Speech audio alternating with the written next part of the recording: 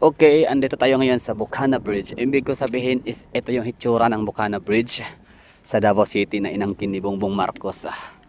Oh, kaya pala inangkin niya kasi ang ganda, no? Napaka ano nito, napaka-ambitious project, napaka-ambitious na ano, no? Seems to be impossible talaga siya na infra sa Pilipinas na ano siya, river bridge. Pero kita mo, nagawa talaga na may digong make it possible. Oo. So, ito yung ano, experience pala. Sarap pala dito talaga maglakad. I mean, wala pa naman nakapaglakad dito so far na ginagawa talaga siyang parang daily or normal o ano, parang regular na nagwo-walking. Dumadaan lang, oo, no. Pero hindi yung ano, hindi yung naglalakad talaga na gaya ng ginawa natin. Tapos nasa gitna tayo. Tapos may umiilaw-ilaw pa, no. 4:41 ng umaga. Car free Sunday. So, first time pala na magkaroon ng car free Sunday dito sa lugar. I mean, hindi siya first time na magkaroon ng car free Sunday, pero first time siya na pwede nang pumasok ang mga tao at maglakad, magbisikleta, magtakbo at mag-jogging. Di ba? Galing. So, ang gagawin natin ngayon dito, since ano nga, itutur ko nga kayo dito sa lugar, ay pagdating daw sa unahan, break ulit tayo dito, ikot-ikotin natin itong tulay. Kasi nagsimula natin sa gitna. So ito ay 1.3 kilometer. So gusto natin ikot-ikotin siya. Pabalik-balik. Oh, ba't may breath? Ano to? Oy. Anyway, so tuloy tayo ha, tuloy lang. So, ito yung itsura ng ano ha, yung pailaw. So just in case curious kayo ng mga taga Davao or yung hindi, kahit basta once ikaw ay nakadaan dito sa Davao City, or ikaw ay taga Davao at lagi mo itong nakikita tuwing gabi at madaling araw na umiilaw itong tulay at iisipin nyo na ano kaya ang ginagamit dito na pampailaw. So akala ko kasi dati nung ako base sa aking sarili, no, katanungan na akala ko itong poste, yung mga tubo na yan, dyan talaga nakakabit yung mga ilaw. Hindi pala, ito pala yung sistema, yun, no? So para siyang pailaw lang, ilaw lang talaga siya. Tapos nagbabago yung kulay, orange, pink, purple, blue, white, yellow. So nagbabago yung kanyang kulay. Tapos itong tubo, kita niyo yan, meron siyang parang may nakapupulupot. I don't know kung kuryente yan, pero feeling ko yan ay parang ano lang siya, no? Sadya lang siya dyan para yung tatamaan siya ng ilaw. So para magre-reflect na siya. So yan yung makikita naman natin sa malayuan. Lalo kapag madilim or gabi. Sarap huminga, mag-inhale, exhale sa lugar.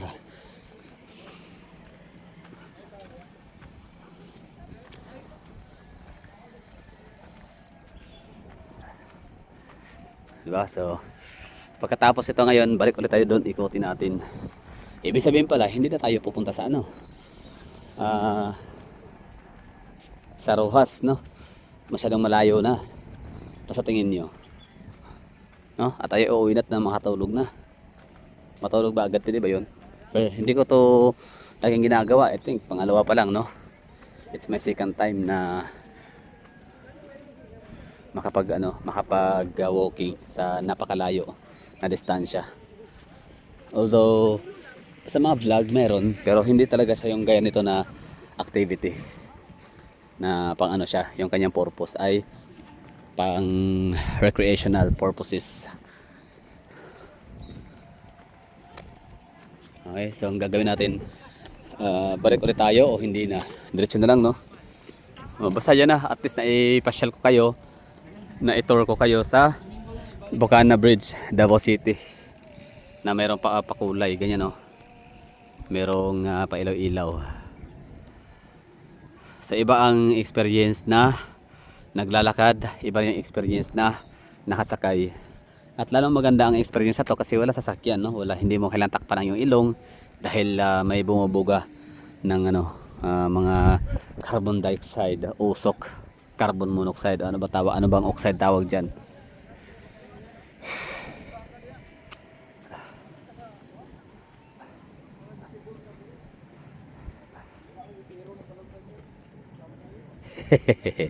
Kasabaan. Yung naglalakad si Kuya, yung naka-gray. Yan yung parang head nila dito or yung parang ano tawag diyan. Parang basta parang bossing nila.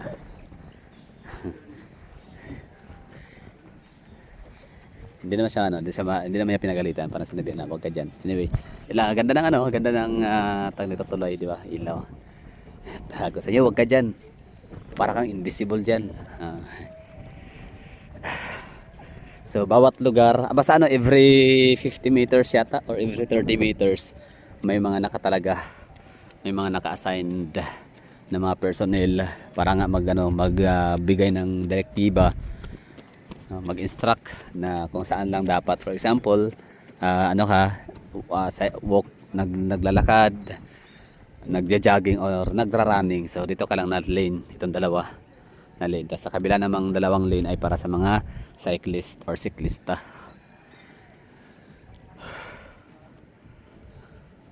Diba? Ganda. Ganda sa feeling, ganda sa pakiramdam. Hindi man tayo nagja-jogging, hindi man tayo pinagpapawisan ng maraming singot. Pero at least no, nakalanghap ng sariwang hangin. Tapos nakapaglakad siyempre no. Na-exercise tayo. So yung aking tiyan kanina bundat. Ngayon parang ano siya, lumiit yung ano tiyan natin. Galing. Hanggang sa pakiramdam pala talaga magaganto no. Ngayon naintindihan ko na bakit ang dami talagang tao na ginagawang ano, nagja-jogging no regularly.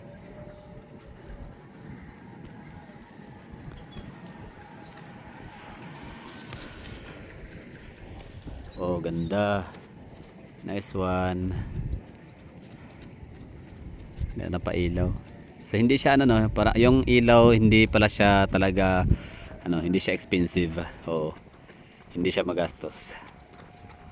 Kasi yun nga, yung parang ordinary lang na ilaw tapos yun nga, diskarte. Grabe yung ano, China no. O, tansya ko, China talaga na yan eh. China na ideya kung paano diskartehan na hindi mapapagastos. So, yun lang. Nilagyan na ng kulay, yung ordinary na ilaw nga. Tapos pabago-bago ang ilaw, kulay ng ilaw. Tapos yun nga, mayroong reflector. Kaya sa malayuan, napaganda na tignan. Pero kapag andito kami sa malapitan, actual, hindi mo siya masyadong makikita yung ganda niya gaya nung nakikita natin sa malayuan. Bakit? Kasi maliwanag. Yan o. Sana no magdim. Ako baga dapat ano to patayin siguro no. Pero hindi siyempre pwede kasi ano yan, at risk yung safety ng mga mamamayan na dadaan sa lugar. Alright, so this is Bocana Bridge.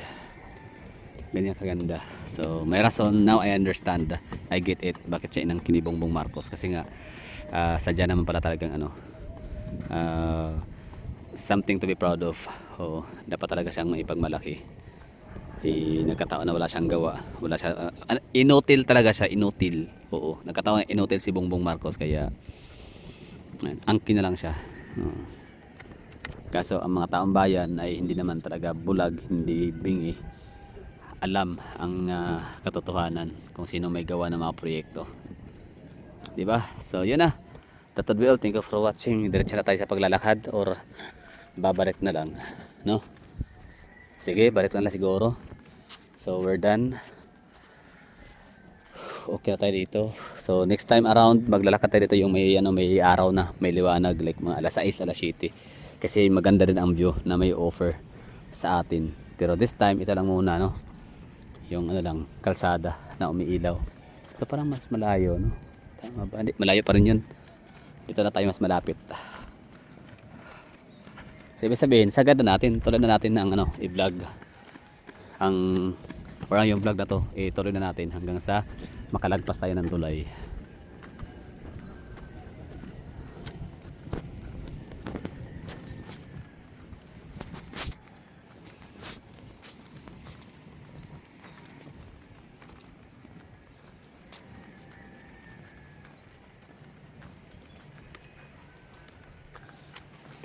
So, hindi na ako magsasalita. Hayaan ko na kayo mag-enjoy. At, yan. Editing under the moon. Pwede nyo makita. Tingnan nyo na lang, no? And, comment down below, no? Kung ano pwede natin pag-usapan.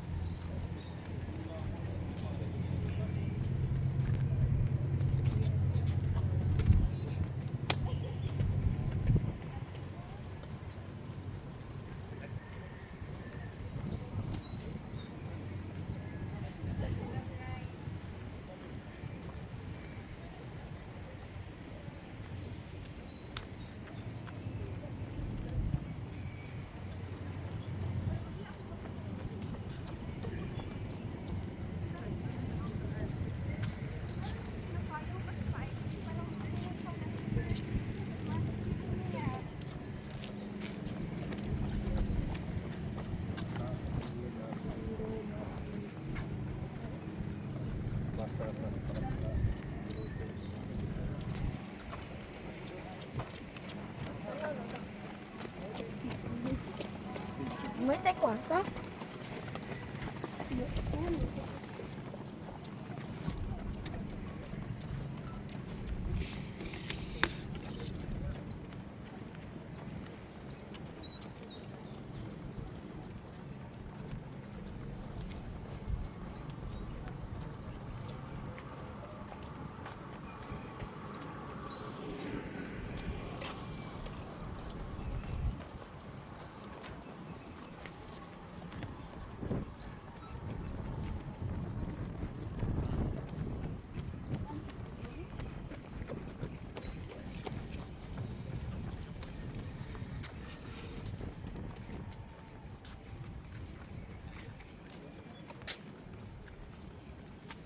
Kalimutan ko halos ang whistle.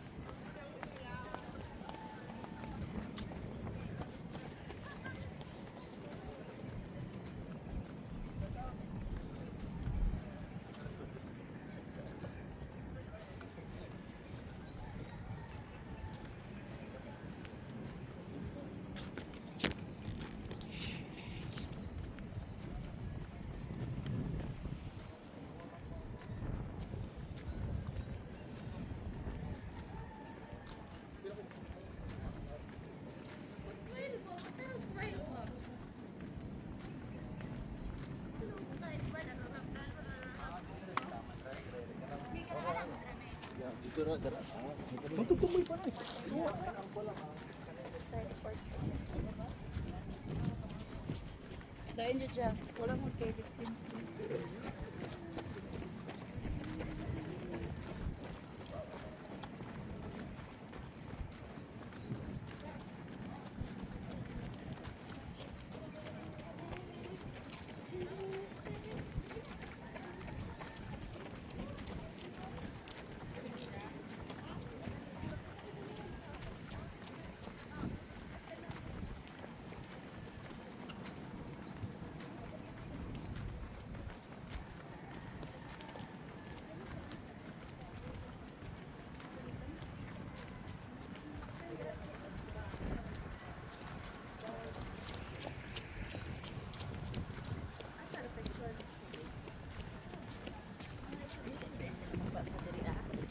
Ay, dali alam mo.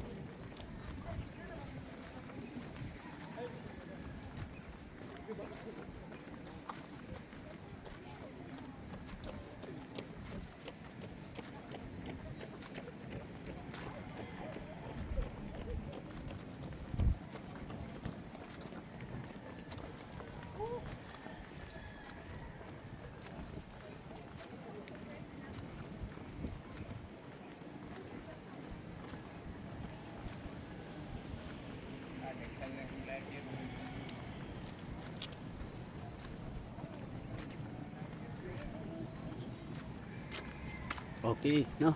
We're done. At dito na tapos yung ano natin, tulay exploration. Walking down the Bukana Bridge. So at least ako in the first place is happy. Natutuwa, masaya. So fulfilled, satisfied. Satisfied voters. Satisfied taxpayer. Kasi nga nadaanan natin yung napakagandang proyekto galing sa kaban ng bayan. So this is where your money go. So ganun talaga dapat.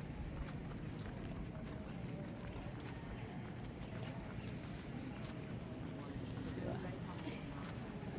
Dapat kung sana pa to, kila Martin Romualdez na wala na to, binulsa na to. Buti na lang.